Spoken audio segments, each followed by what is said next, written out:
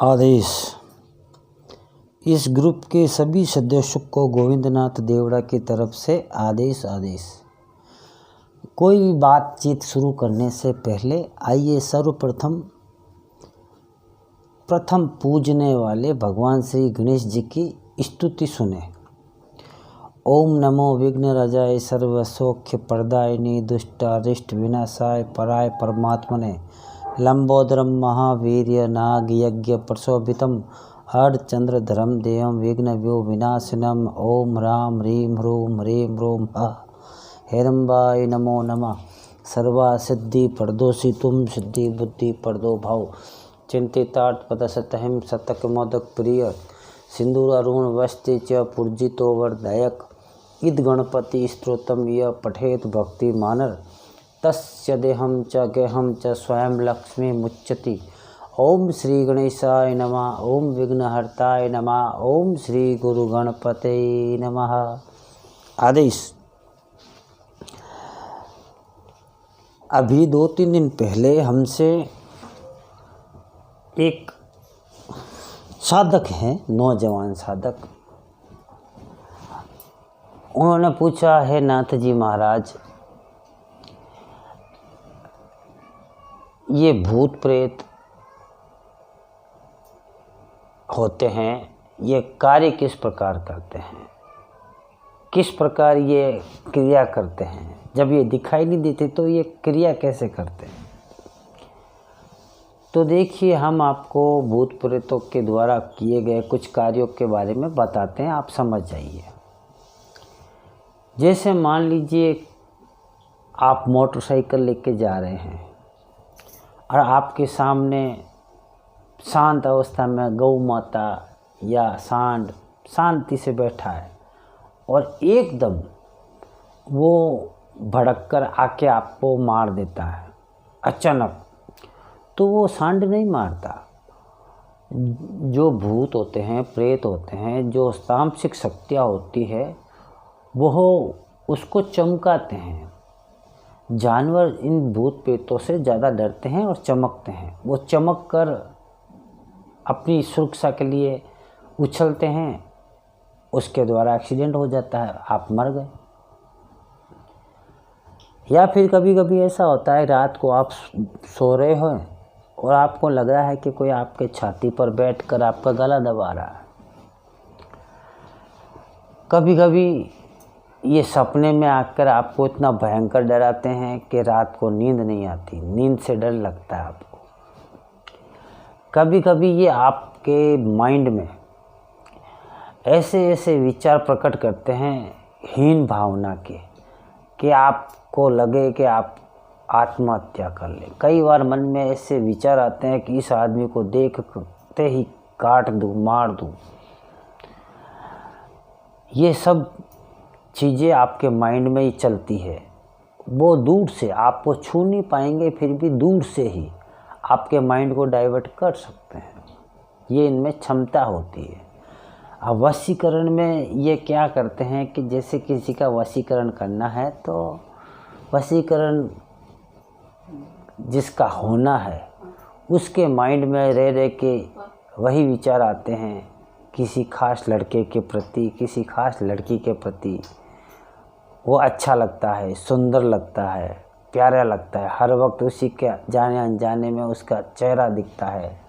Mind कहता है बस इससे शादी कर ले, इससे प्रेम कर ले।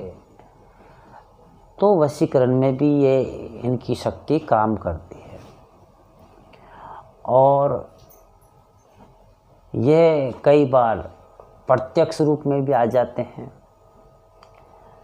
ज़्यादातर भूत प्रेत सभी खराब नहीं होते हैं, कुछ अच्छे भी भूत होते हैं, कुछ बुरे भी भूत होते हैं। भूत का मतलब जो बीत गया, जो बीते हुए समय में बीती हुई यादों में ठहर गए, वो भूत है। जैसे मान लो किसी लड़की की बेरहमी से हत्या हुई है और उसके मन में मरते वक्त बदला लेने की भावना रह गई है, तो वो लड़की या वो आदमी भूत प्रेत में की योनि में आते हैं और वैसे ही देखा जाए तो मरने के बाद 1 साल तक 365 दिन तक वह आत्मा जो मर जाता है वो इसी संसार में रहता। 365 दिन बाद में वह अपना नया रास्ता चुनता है। परमात्मा की एक सिस्टम, एक प्रकृति द्वारा, एक सिस्टम द्वारा उसके कर्मों अनुसार उसको किस योनि में जाना है, प्रेत योनि, पिशाच योनि, वीर योनि, वेताल योनि, मसान योनि, या पक्षियों की, कीटों की, पशुओं की, पहाड़ों की, पेड़ों की, कई प्रकार की योनियाँ होती है, उनमें जाना पड़ता है। लेकिन 1 साल तक अगर अच्छा आदमी है, सात्विक है, साधु संत है, तो वह पीपल के पेड़ पर, बेलपत्र के पेड़ पर, आंवला के पेड़ पर रहता है और उनमें से जो एक सात्विक ऊर्जा अर्थात रस निकलता है उसको पीते हैं। इसलिए कहा जाता है कि पीपल की पूजा करने से कई लोगों को फ़ायदे होते हैं, क्योंकि पीपल के पेड़ में सात्विक आत्माओं के साथ अन्य देवी देवताओं का निवास होता है। उसी प्रकार बेलपत्र भगवान शिव का है, उसमें भी सात्विक शक्तियाँ रहती है। और जो तामसिक प्रवृत्ति के होते हैं, जो उग्र प्रवृत्ति के होते हैं, जिन्होंने जीवन भर पाप ही पाप किया है और बुरे कर्म किए हैं, तो वह बबूल का, देसी बबूल जिसके लंबे लंबे कांटे होते हैं, कहीं उनको महुआ भी बोलते हैं, देसी बबूल और बेरी का पेड़, इनमें निवास करते हैं। ज़्यादातर कांटों वाले पेड़ होते हैं उनमें निवास करते हैं। मगर 1 साल पश्चात वह उस पेड़ को, उस जगह को छोड़कर अपना रास्ता लेते हैं।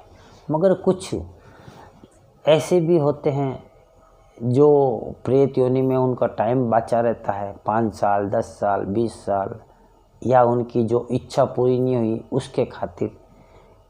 इसलिए बेरी के पेड़ और देसी बबूल, कटेली झाड़ियों में ये रहते हैं। जितना पुराना पेड़ होगा उतने उस पेड़ पर उन तामसिक शक्तियों का रहना माना जाता है। जितना पुराना पेड़ है उतनी पुरानी शक्ति मिलेगी, उतनी ताकतवर होगी।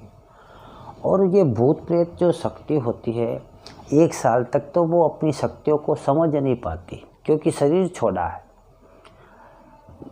उनके अंदर साल भर तक तो वही विचार रहते हैं। मरने के करीब 12 दिन तक तो मरने वाले आदमी, आत्मा को विश्वास नहीं होता कि मैं मर चुका हूँ। वो 12 दिन तक अपने घर में अपने माता पिता, भाई बहन, रिश्तेदार, नाते जो भी हैं, सबको सुनता है, समझता है और फिर पछताता है कि ये मेरा है, ये अपना है, मैंने फालतू इन लोगों के लिए कमाया, ये किया, वो किया। फिर 12वें दिन जब उसके पूजा होती है, एक भंडारा होता है, फिर सब अपने अपने घर चले जाते हैं।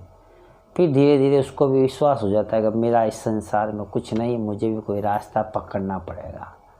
12 दिन तक वो भूखा रहता है। 12 दिन तक कुछ अच्छे लोग होते हैं तो पंडित को खिलाते हैं, पंडित की तृप्ति से उसको तृप्ति मिलती है। मगर 12 दिन के बाद कौन खिलाएगा पंडित को? तो फिर वो भूख से, प्यास से व्याकुल होकर पीपल के पेड़ पर, बेलपत्र के पेड़ पर और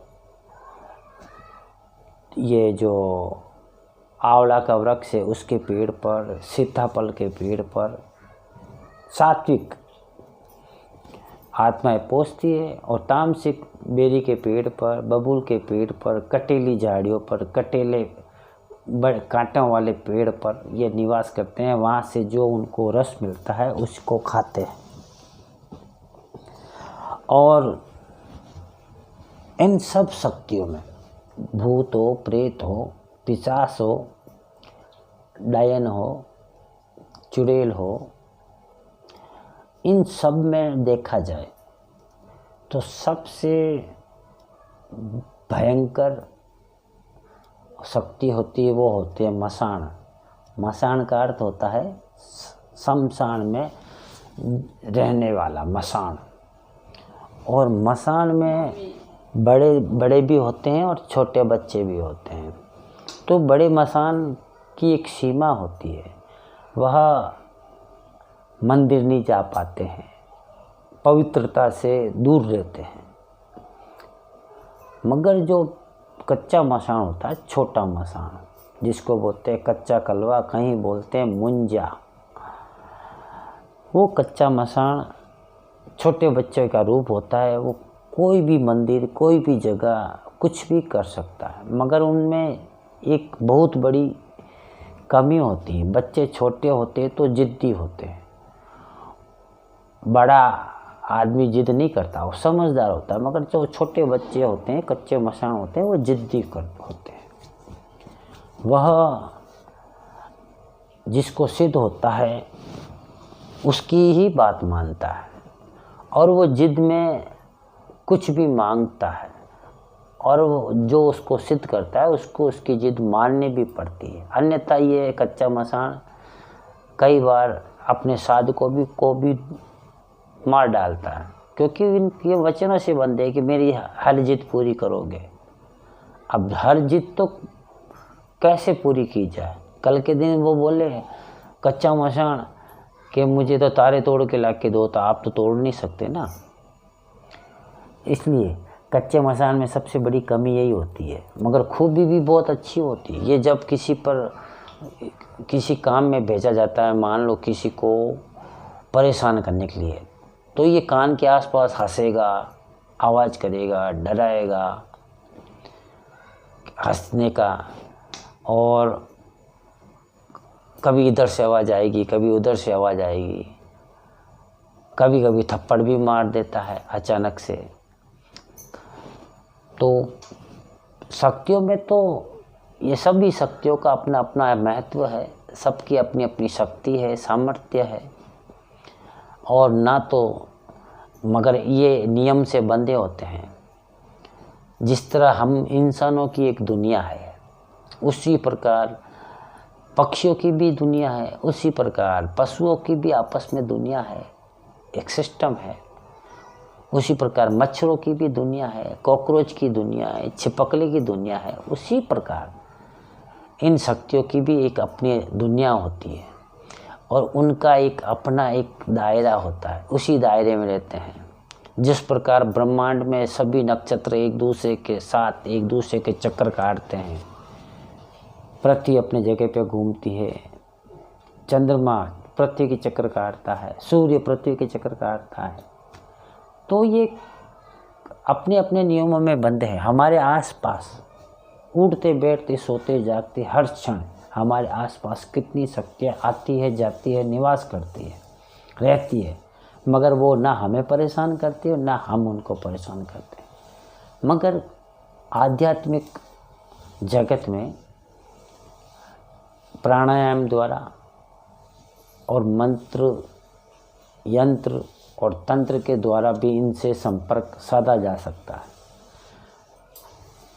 और इनको साधने में कई बार लोगों को सफलता जल्दी मिलती है, और कई बार लोगों को सफलता देर से मिलती है, मगर मिलती ज़रूर है। कर्म का फल तो मिलेगा ही मिलेगा, ये पक्की बात। और इन सभी शक्तियों में भूत, प्रेत, पिशाच, चुड़ैल, डायन, डाकिन, कई प्रकार की शक्तियाँ होती हैं। इन सब को हैंडल करने वाली, सबको संभालने की शक्ति है बाबा काल भैरव में। और इन काल भैरव जिनका एक रूप है शमशान भैरव, ये शमशान के रक्षक होते हैं। जिस तरह शमशान के भैरव होते हैं, उसी प्रकार शमशान की एक रानी भी होती है जिसे बोलते हैं शमशान काली। ये सारी शक्तियाँ इन्हीं से प्रकट होती है और इन्हीं में विलुप्त हो जाती है। अगर आपने भगवती शमशान काली की साधना की है, आराधना की है, पूजा की है, अर्चना की है, तो आप इन सभी शक्तियों से बच भी जाओगे और इन सभी शक्तियों के एक दोस्त, एक परिवार का रूप होंगे। ये शक्तियाँ आपको जाने अनजाने में परेशान नहीं करेगी, उल्टा आपकी मदद करने की कोशिश करेगी, आपसे संपर्क करने की कोशिश करेगी। अगर आपको हमारी ये वाणी, अघोर वाणी अच्छी लगती हो तो इस ग्रुप के स्थायी सदस्य बनना, और आपने इस वीडियो से क्या महसूस किया और आपने हमसे कोई गलती हो कोई बोलने में, समझाने में, तो वो भी बताइए कमेंट के रूप में। और अपने शब्दों का, अच्छे शब्दों का प्रयोग कीजिएगा, क्योंकि शब्द ही आपकी मानसिकता को बता देते हैं। अगला वीडियो देखो, एक ने कहा है भगवती शमशान काली के बारे में कुछ बताइए, साधना के बारे में, तो अगला वीडियो उसके माता शमशान काली की आराधना के बारे में बताएंगे। आगे आपका कोई प्रश्न हो तो कमेंट के माध्यम से बता दीजिएगा। इस वाणी की शुरुआत भगवान श्री गणेश जी से हुई है, तो अंत भैरवनाथ जी की कृपा से होना चाहिए, तो उनका भी एक बार इजाज़त ले लेते हैं।